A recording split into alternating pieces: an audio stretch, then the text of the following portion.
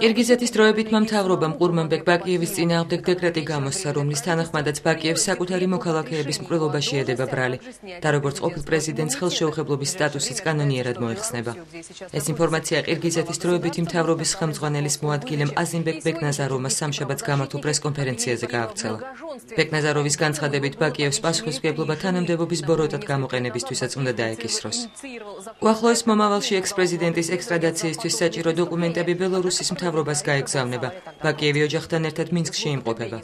დროებითი მთავრობის წარმომადგენლის განცხადებით გამოძიების პროცესში შესაძლოა ყურმანბეკ ბაკიევის სხვა დანაშაულებრივ ქმედებებსაც აეხადოს ფარდა. ყირგიზეთში აპრილის დასაწყისში საპროტესტო გამოსვლების შემდეგ ძალაუფლება ხელში დროებითმა ხელისუფლებამ აიღო. ქვეყნის პრეზიდენტი ყურმანბეკ ბაკიევი იძულებული გახდა ჯერ დედაქალაქის, შემდეგ კი ქვეყანა დაეტოვებინა. ბაკიევი თავდაპირველად ყაზახეთში გადავიდა, მოგვიანებით კი თავშესაფარი ბელორუსის პრეზიდენტმა ალექსანდრ ლუკაშენკომ აღმოუჩინა. ბაკიევის დროებითი მთავრობა საპროტესტო გამოსვლების დროს ცეცხლის გახსნის ბრძანების გაცემაში ადანაშაულებს. ყირგიზეთში სამართალდამცველებსა და დემონსტრანტებს შორის შეტაკებებს 80-მდე ადამიანი ემსხვერპლა.